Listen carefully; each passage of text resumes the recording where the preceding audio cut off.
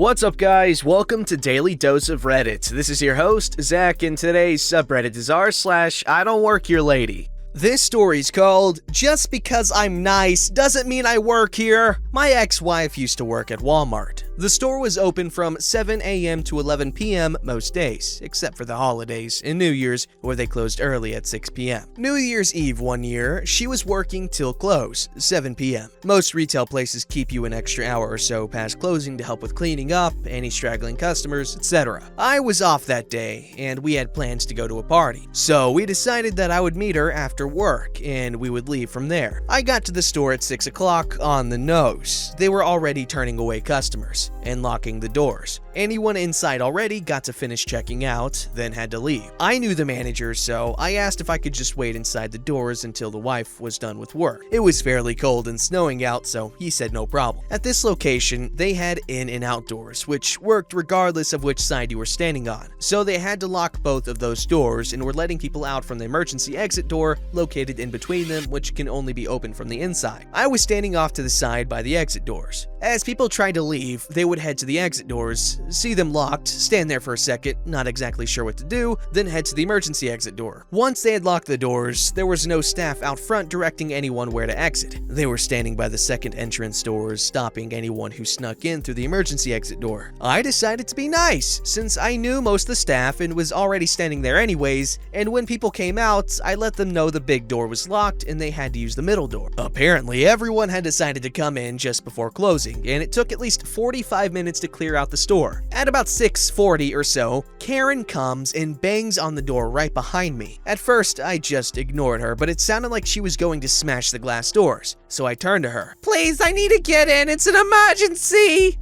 Sorry, they're closed." "Please, my kid, he needs his medication, I need to get in. Where's your manager?" "Sorry, I don't work here. Just waiting for my wife." "Don't you lie to me, I need to speak to your manager right now." "I don't work here." One of the last customers comes out of the store and headed right for the locked door. I said the same thing I was saying all night. "Hey, sorry, the big door's locked. You're gonna have to use a small one there." "Oh, okay, thank you." No sooner do they open the door than Karen pushes past them, not even letting them out first, and walks right up to the second indoors, which are also locked. She turns to me and yells, "Unlock these doors now!" Like I said, I don't work here, and they closed like 45 minutes ago. Another customer, and other than Karen now, the last customer of the night comes out the outdoors and leaves. Again, as soon as Karen sees this, she bolts for the outdoors. Manager is standing right there though and stops her. "Hey, sorry, we're closed." "Please, I just need to pick up a few more things and I'll be right out." "Sorry,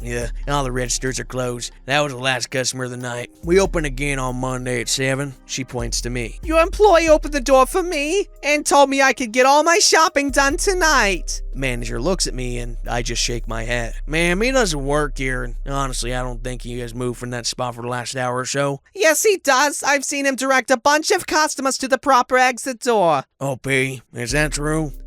Yeah. I mean, no one was out here and the customers were getting confused." "Well, thank you very much." Manager extends his hand to me. I walk over and shake it. "Must have been an oversight on our end, but I appreciate you helping us out." "No problem." And as if great timing, the lights in the store shut off. All that was left on was a few at the front. I assume for the security cameras and staff. Honestly, I didn't know they could shut the lights off. They always seem to be on 24/7. "Please, I'll level with you. I'm throwing a party tonight. It was a last-minute thing and I forgot to get supplies. I really need just a few minutes in there, that's all." "Lights just shut off, so it's against safety regulation for you even being here. I can't let you in."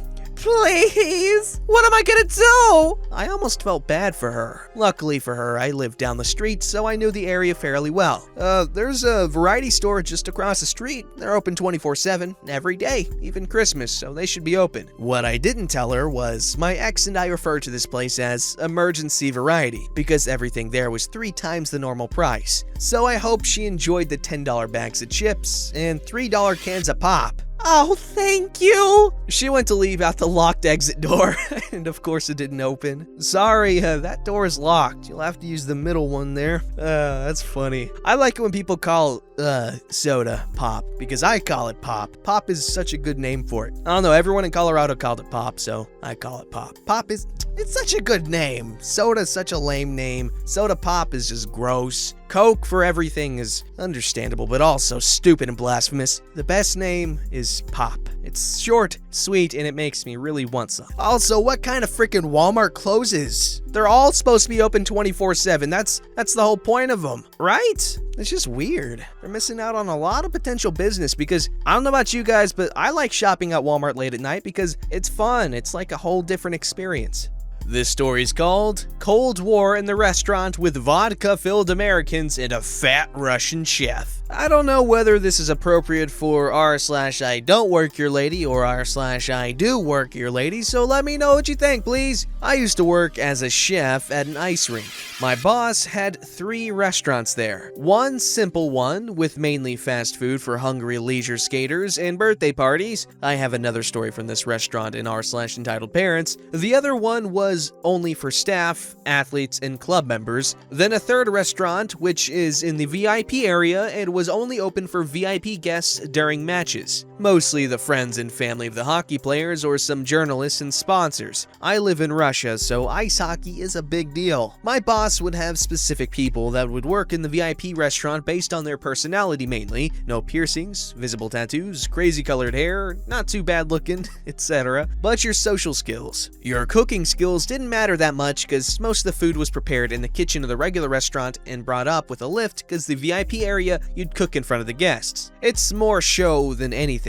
I'm usually in the main restaurant because I do have tattoos that can be visible sometimes, and I'm quite tall and thin, 198 centimeters or 6'6", and around 55 to 60 kilograms or 120 to 130 pounds. Wow. Which isn't good because the height makes it look awkward and people are often suspicious of thin chefs. Anyway, one day I got in on the VIP team because it was a match against an American team and I know English. The VIP chefs get special uniforms, which are a black chef jacket and black pants and a black apron with the sponsor logos. The regular chefs wear all white or checked clothes and no apron. I have one coworker who has always been very keen on making it on the VIP team because he loves ice hockey and you have a good view on the match from that restaurant, but in the other one, you don't see a thing. He also wouldn't make it because he's very overweight, messy looking, and kind of socially inept, and sometimes uncomfortable to talk to, and because of that, he wasn't picked to work in the VIP area even though he knows some English too. In his opinion, he's the most qualified chef and so on, though, so he doesn't get why he doesn't make it onto the team. So naturally, he was rather jealous that I got on the team because we can't stand each other and he thinks I'm a bad chef because I'm vegan, mostly because I'm allergic to most animal products and it's just easier for me that way. And that's just wrong in his opinion because I wouldn't even eat the food we make, blah blah blah. Since most of the guests were American, we made some American dishes too, but not really fast food, but things like corn soup, some southern vegetable stir fry, roast beef, and so on. It's corn soup. Surprisingly, the Russian guests also went crazy on the corn soup and the vegetable stir fry because it was during the December Lent and many wouldn't eat meat. So I called the kitchen downstairs and asked for them to prepare more so we don't run out. Ages later, there still wasn't anything coming up the lift, so my boss asked for me to go downstairs and check after taking my cigarette break. To get to the kitchen, you first have to walk past the seats in the restaurant. I try to make my way through the kitchen, which was rather hard in this tiny restaurant packed with bored ladies who clearly got dragged there by their husbands to get their drunk asses back home after their game. Suddenly, I notice someone tugging on my apron, so I look and see a group in the jerseys of the American team sitting at one of the tables. To myself, I was wondering why they weren't enjoying the match when I noticed that the 2 guys that were on the table were super drunk, probably way too drunk to stand and watch. Fair enough, people tend to underestimate the power of true Russian vodka. Then one of the guys yelled at me, "Suka blyat!" People turn around. Russian supermoms hold their kids' ears and look over angrily. I had to laugh a little in the conversation when somewhat like this. Here's the cast. Drunk guy 1, drunk guy 2, American lady, Russian lady, fat coworker, me, boss. Sorry, do you need anything? Are you fine? We'd like to order something. Sure, I can ask a waiter to come over. Drunk guy 1 says something I don't understand because either his accent was too hard for me to understand or he was just too drunk to speak clearly.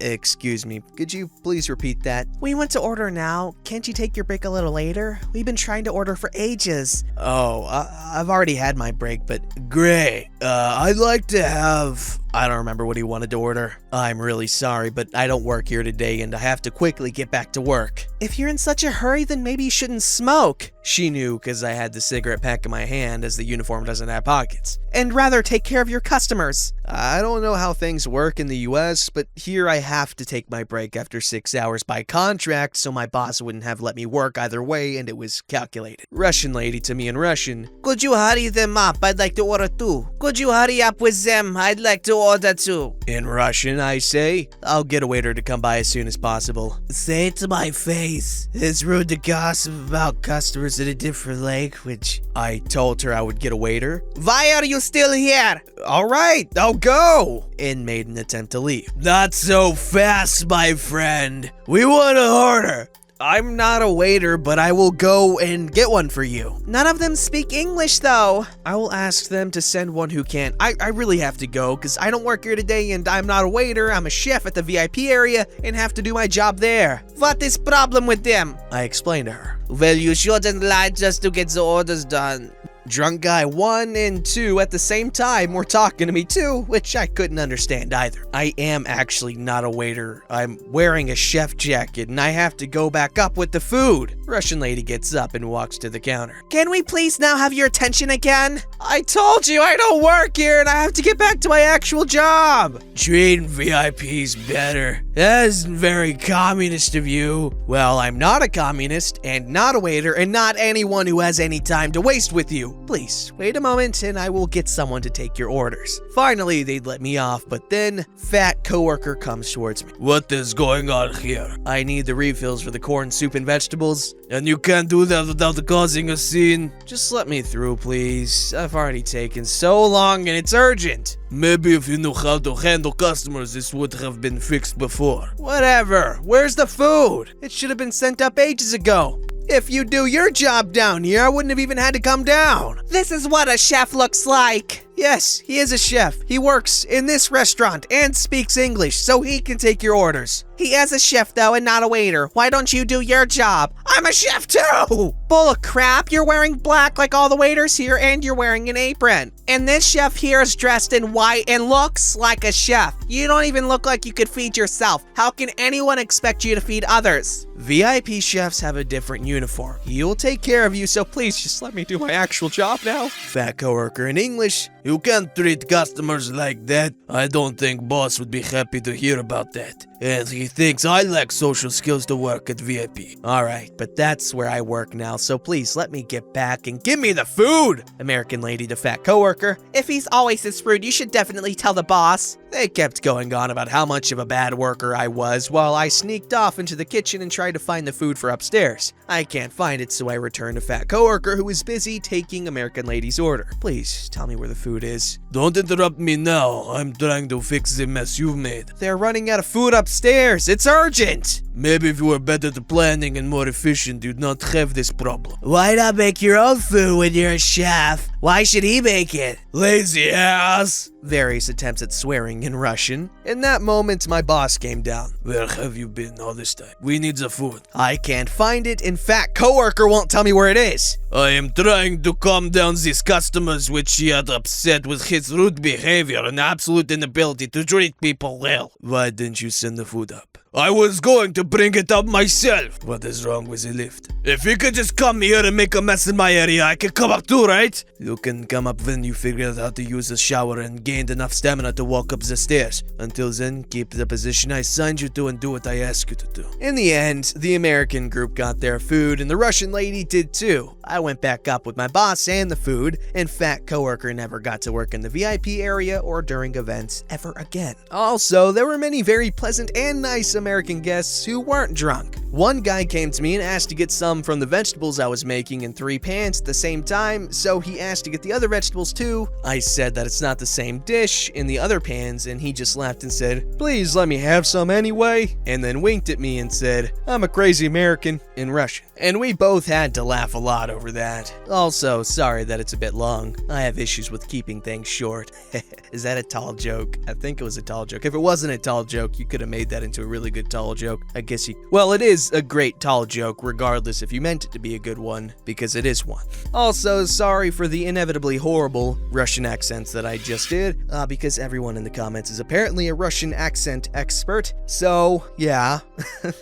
Don't forget to like, subscribe, and hit that bell to never miss an episode.